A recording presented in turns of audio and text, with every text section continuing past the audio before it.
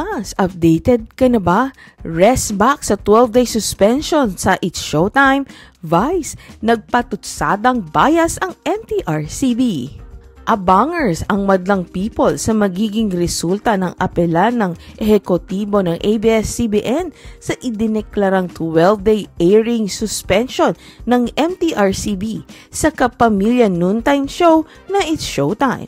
Siyempre, hoping ang madlang people na magkakaroon ng pag-aayos on both parties.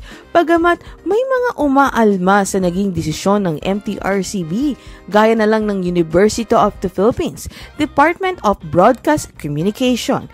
Para sa kanila, ang naging desisyon ng MTRCB ay isang malinaw na pagpapakita ng lack of wisdom and discernment.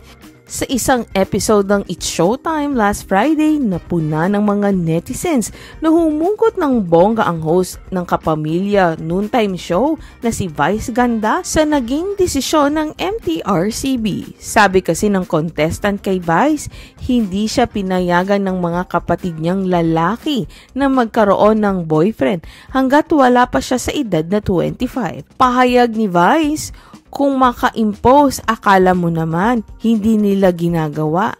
Yung pang ibang mali, pero pag kayo, hindi nyo ginagawa. Sa iba mali, pero sa inyo pwede, double standard. Tila pa niya. Nasakyan naman kagad ng mga netizens ang itinumbok ng mga salita ni Vice. Go Vice, fight! I don't mind MTRCB flexing its muscles, but do it fairly. Dami na ring violation ng mga kabila. Ito yung mga banat na maganda, walang paligoy-ligoy. Pagbakla, bawal kumain ng icing. Vice Ganda in her palaban era.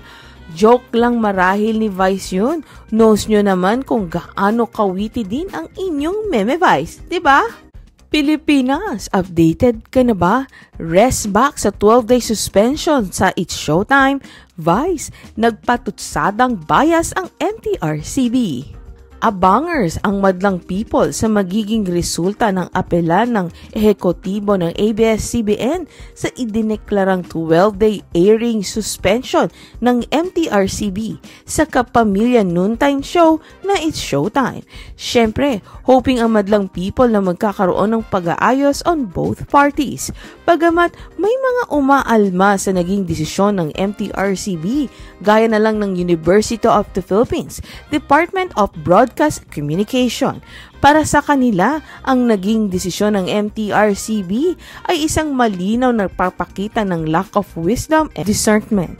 Sa isang episode ng It's Showtime last Friday, napuna ng mga netizens na humungkot ng bongga ang host ng kapamilya noontime show na si Vice Ganda sa naging desisyon ng MTRCB. Sabi kasi ng contestant kay Vice, hindi siya pinayagan ng mga kapatid niyang lalaki na magkaroon ng boyfriend hanggat wala pa siya sa edad na 25. Pahayag ni Vice, kung maka-impose, akala mo naman, hindi nila ginagawa.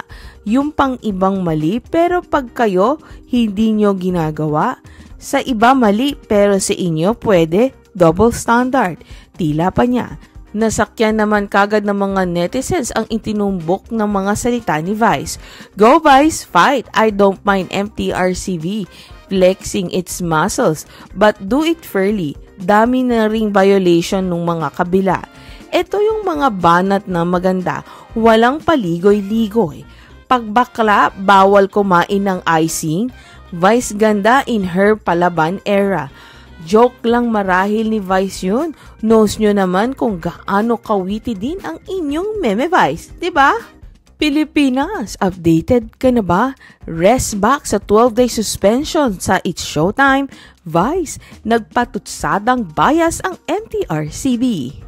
Abangers ang madlang people sa magiging resulta ng apela ng ehekutibo ng ABS-CBN sa idineklarang 12-day airing suspension ng MTRCB sa kapamilya noontime show na It's Showtime. Siyempre, hoping ang madlang people na magkakaroon ng pag-aayos on both parties.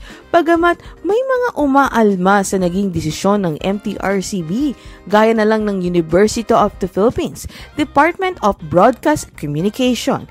Para sa kanila, ang naging desisyon ng MTRCB ay isang malinaw na pagpapakita ng lack of wisdom and discernment. Sa isang episode ng It's Showtime last Friday, napuna ng mga netizens na humungkot ng bongga ang host ng kapamilya noontime show na si Vice Ganda sa naging desisyon ng MTRCB. Sabi kasi ng contestant kay Vice, hindi siya pinayagan ng mga kapatid niyang lalaki na magkaroon ng boyfriend hanggat wala pa siya sa edad na 25. Pahayag ni Vice, kung maka-impose, akala mo naman, hindi nila ginagawa. Yung pang ibang mali, pero pag kayo, hindi nyo ginagawa. Sa iba mali, pero sa inyo pwede, double standard. Tila pa niya. Nasakyan naman kagad ng mga netizens ang itinumbok ng mga salita ni Vice. Go Vice, fight! I don't mind MTRCB flexing its muscles, but do it fairly. Dami na ring violation ng mga kabila. Ito yung mga banat na maganda, walang paligoy-ligoy. Pagbakla, bawal kumain ng icing. Vice Ganda in her palaban era. Joke lang marahil ni Vice yun. Knows nyo naman kung gaano kawiti din ang inyong meme Vice, diba? Pilipinas, updated ka na ba? Rest back sa 12-day suspension sa It's Showtime. Vice, nagpatutsadang bias ang MTRCB. Abangers ang madlang people sa magiging resulta ng apela ng ehekutibo ng ABS-CBN sa idineklarang 12-day airing suspension ng MTRCB sa kapamilya noontime show na It's Showtime. Siyempre, hoping ang madlang people na magkakaroon ng pag-aayos on both parties. Bagamat may mga umaalma sa naging desisyon ng MTRCB, gaya na lang ng University of the Philippines, Department of Broadcast Communication. Para sa kanila, ang naging desisyon ng MTRCB ay isang malinaw na pagpapakita ng lack of wisdom and discernment. Sa isang episode ng It's Showtime last Friday, napuna ng mga netizens na humungkot ng bongga ang host ng kapamilya noontime show na si Vice Ganda sa naging desisyon ng MTRCB. Sabi kasi ng contestant kay Vice, hindi siya pinayagan ng mga kapatid niyang lalaki na magkaroon ng boyfriend hanggat wala pa siya sa edad na 25. Pahayag ni Vice, kung maka-impose, akala mo naman, hindi nila ginagawa. Yung pang ibang mali, pero pag kayo, hindi nyo ginagawa. Sa iba mali, pero sa inyo pwede, double standard. Tila pa niya. Nasakyan naman kagad ng mga netizens ang itinumbok ng mga salita ni Vice. Go Vice, fight! I don't mind MTRCB flexing its muscles, but do it fairly. Dami na ring violation ng mga kabila. Ito yung mga banat na maganda, walang paligoy-ligoy. Pagbakla, bawal kumain ng icing. Vice Ganda in her palaban era. Joke lang marahil ni Vice yun. Knows nyo naman kung gaano kawiti din ang inyong meme Vice, diba?